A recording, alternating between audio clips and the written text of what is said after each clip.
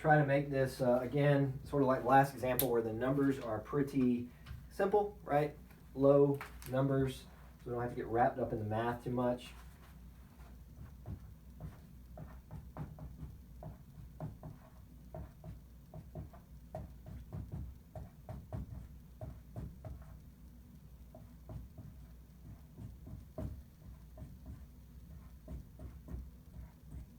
Give yourself a lot of room to draw this out because we're going to be putting a lot here. So those are our different possible prices. I'm going to put quantity. We called this quantity demanded earlier because we were thinking about just consumption. Well, now we're thinking about production too. So we'll just call it P and Q. Here's your price. Here's your quantity. Let's have this nice linear increase over time. Okay. From this, we can now start to add to it. There are things that we already know. So on the exam, I could say, what is the marginal revenue for the 8th unit? And you could figure that out pretty easily, but you have to be careful. To figure out marginal revenue, you're also going to have to think about total revenue first.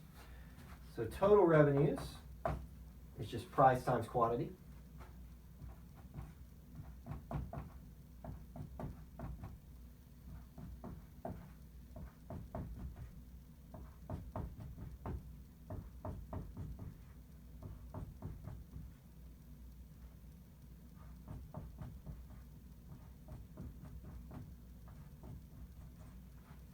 Okay, so that's our total revenues here.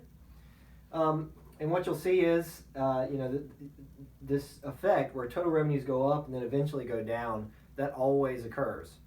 We might not always think about what's going on down here because if you think about it, a firm would never produce down here, right? A firm would never want to produce 9 units because they would make more revenues and have lower costs if they just produced 8 or 7. So what I'll often do is if I'm graphing one of these, I'll basically just go ahead and eliminate these from my table, okay? Because I don't really need them, right? They're not useful to me. So I could ask you to solve for them on the exam as just a way to test your skills to make sure you understand the logic of what we're doing. But ultimately, they're never going to choose those quantities, so I can kind of just get rid of them, all right? So now we've got our marginal revenues here. Change in total revenues divided by the change in the quantity.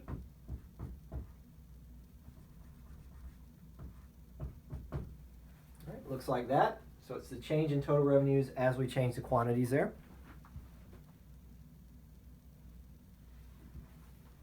If you're wondering why I keep walking behind the camera, it's because I want to make sure I'm just using my phone, and I want to make sure it doesn't die while I'm sitting here filming, and I'll be sitting up here like an idiot talking to no one. So there's all the demand side of the stuff that we're thinking about. This is all about what the consumers are willing to buy. So now let's put in let's keep it kind of clean here. Let's just put in total cost. Let's not worry about breaking this up, fixed versus variable or anything. Let's just put up total cost. Let's say it goes 10, 15, and so forth.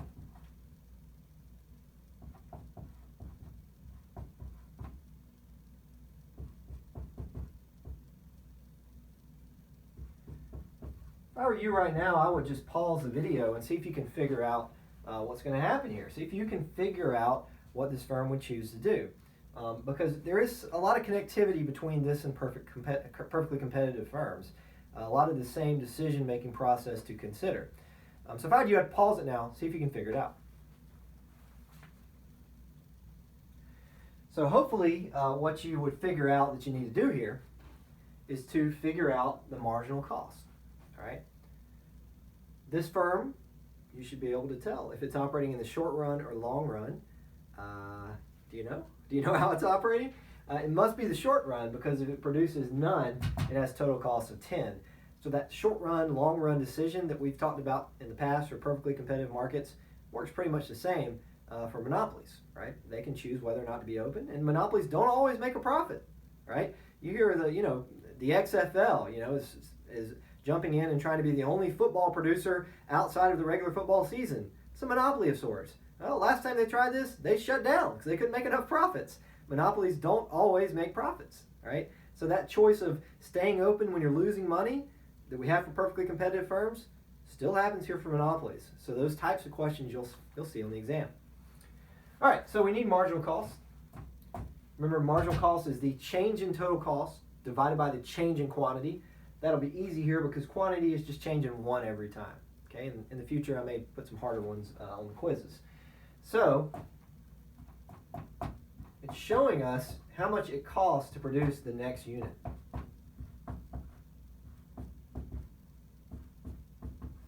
All right, and as you would typically see, marginal costs go down and then they go back up, and you get that kind of Nike swoosh that we saw in the past.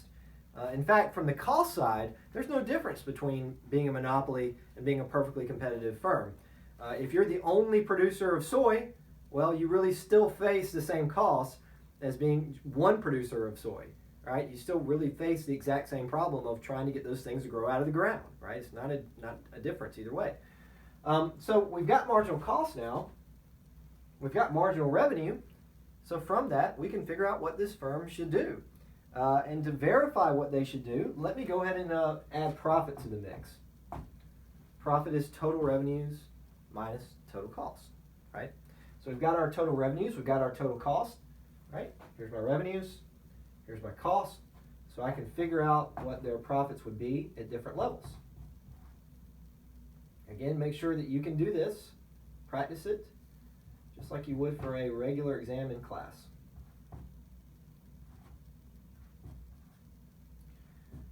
We're dealing with economic profits here. We're dealing with economic profits here, so remember that a profit of $9 means they're doing $9 better than their next best option. So a positive economic profit is a really good thing. It means you're doing better than you could anywhere else. So to figure out how much they should produce, the best way to do that is to use the golden rule of profit maximization.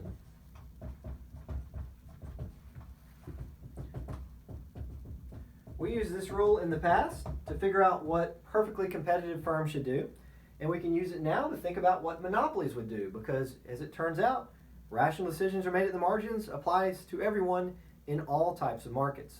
Okay, so for this firm here, you can see that marginal costs and marginal revenue are equal when they are producing 4 units and charging a price of $10. That is going to be what's ideal for this firm. Okay. At that amount, they're going to produce and get a profit of $9, and you might be thinking, well, why not produce 3? Well, here's the deal. If they produce 4, they are able to earn an accounting profit that's just as good as any other option. All right. So if they produce 4, they're able to get more accounting profit. Right? It doesn't increase their economic profit, but they're able to do just as well as they could anywhere else. So why not produce the next unit there? Okay. So they would produce 4 units. That would maximize profits. They would earn $9. Graphically, this is a bit of a mess. Okay, and I'm going to do my best to draw this out. We'll show this in a bigger graph here in a bit. But while I've got all the numbers up here, let me show you what this looks like. One thing to recognize is when we graph these, we only need one graph. Perfectly competitive, we had the market and then we had the individual firm. Well, for a monopoly, it's all the same. The market only coordinates with one firm. So the market and the individual firm are all together, right? All together in one graph. So what you're going to see is if you try to graph all this, here are the things that I need. I need to show demand, marginal revenue, marginal cost. We'll deal with average total cost here in a bit, okay, when we're adding all these things in together. I'm going to try to draw all of those, and if I've got all of those, I can figure out what's going on with the profits. All right, so I'm not going to worry about numbers, but I want to show you where all this comes from. I'm going to start out with demand. All right, demand is given by these first 2 columns here. All right, and I could go in and show these numbers if I wanted to. Marginal revenue, do you remember what marginal revenue is going to look like? Marginal revenue starts at the same place as demand, and then it's twice as steep. So it looks something like that. Eventually it'll actually go negative. You know, that's what we showed down here in this area that we ended up erasing. Marginal cost will be a Nike swoosh. Whoop, kind of look like that. All right, that's where this is coming from. Our quantities and our marginal costs kind of looks like a Nike swoosh if you draw it all together. And from that, we can figure out the quantities and we can figure out their price. The golden rule of profit maximization tells us the quantity can be found where the marginal cost equals the marginal revenue. And that's right here. So that would be our quantity. Big mistake the students make right here. This is the most common mistake I see from students right here is they think that also shows them the price, but that's not the way this works. The golden rule of profit maximization tells us the quantity and only the quantity. To figure out the price, you got to go up to the demand curve. Demand is willingness to pay. And so what the monopoly is going to do is figure out the best quantity and then say to itself, at this quantity, what's the most I can charge? And the most they can charge is given to them by the demand curve. All right? So at this quantity, which in this case would be 4, the most they could charge is 10, which is right here. All right? If you take this amount out right here, that'd be telling you marginal revenue. Marginal revenue would be 7, but that doesn't tell us the price. You're not going to charge them 7. It's just you're going to only gain $7 in new revenues. All right? So this would be our price up here of $10. Okay? You've got price, you've got quantity, and the only other thing you would need to have is average total cost if you were trying to show the profit. And you could sort of imagine what that might look like. All right. So let's move away from the numbers here. And let's think about a couple of scenarios. Make sure my camera's still working. Okay, so let's think about a couple of scenarios here. Let's start with a monopoly that is making positive profits.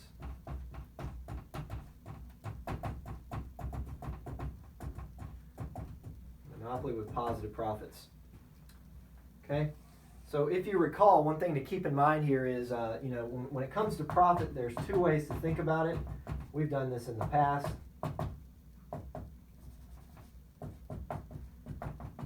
All right, these are the same formulas we've been dealing with in the past. Turns out the second formula right here is going to be really useful to us again, as it was with perfectly competitive markets. We can use that formula to figure out profits because we can graph each of these components. It's not so easy to graph revenues and total costs, so the second formula is going to be particularly useful to us. So let's see if we can draw it using a lot of the same ideas we just had. A lot of redundancy, a lot of what I just showed you. I'm just going to draw up here again. I'm going to start out by drawing demand, because if I have demand, I know what marginal revenue looks like. Marginal revenue is twice as steep. Marginal cost is a Nike swoosh. Maybe it looks like that. Okay. From that, we can get the quantity, because where marginal cost equals marginal revenue, that gives us the quantity. And then what about the price? Is this the price right here? Please don't make that mistake. All right, this is not the price. To find the price, I need to figure out what we can charge. And the demand curve shows us how much this firm can charge. So this is the price that they're going to charge. Here is the quantity that they are going to produce down here. Okay? And what do you think is the last thing I need to show in order to figure out profits? All right? Just like we did with the perfectly competitive firm, I've got my price, I've got my quantity here. The last thing I need is my average total cost. All right? And for this firm to have positive profits, the price is going to have to be above average total cost. This is rather tricky to draw, and you guys are lucky because I guess there's no way for me to really make all of you guys draw it. It would be a nightmare for me to try to grade that. You guys would try to email it in and everything. So you're not going to have to draw it, but you do need to be able to figure out what's best on a multiple choice question. So if you can recall, the average total cost decreases until it hits marginal cost. So average total cost is always minimized at the marginal cost curve. Okay? So let me put this in a different color so it's a little bit easier to see. If they have positive profits, it must mean that the average total cost goes below the price. Okay? Price has to be higher than average total cost in order to get a positive profit. So here's our average total cost at this quantity. If you can kind of ignore everything else for a second here and just focus on this quantity, at this quantity we know the price and we know the average total cost, and all the other quantities are kind of irrelevant to us now. All right? So we could put in some numbers if we wanted to. Maybe the price is 10. Maybe the average total cost is 8. And maybe the quantity is 100. You know, I could draw these values up here. In fact, why don't I do that? I can add these values in here.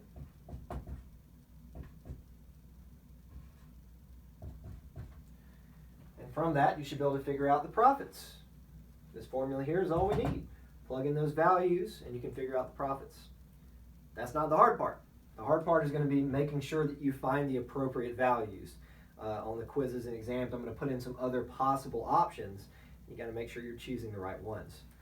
So the profits would be 100 times 10 minus 8, which is $200. So this firm is earning $200 in economic profit. And graphically, that would be shown by this area up in here. That would be our profits. Okay? So this firm is doing better than any other option they have. They have $200 in economic profits. So they're doing $200 better than any other firm. Okay? Or, I'm sorry, doing $200 better than they could operating any other firm. All right? If this was a perfectly competitive market, you should be able to and be prepared to explain what would happen in a perfectly competitive market. In a perfectly competitive market, firms would see this firm entering the market and they would start producing it. That would reduce the price and that would erode these profits away from this firm. But for whatever reason, this firm has a monopoly. They have maybe some sort of legal barrier, or maybe they're the only one with an access to some sort of key resource. Okay? So other firms can't enter the industry. So they're going to be able to earn these profits forever. So being able to find a profitable monopoly that you can run is a big deal because it's a way to earn excess, unusual profits for a long period of time. Okay? So there's nothing to stop this from happening over and over again if you're this monopoly. So that's positive profits.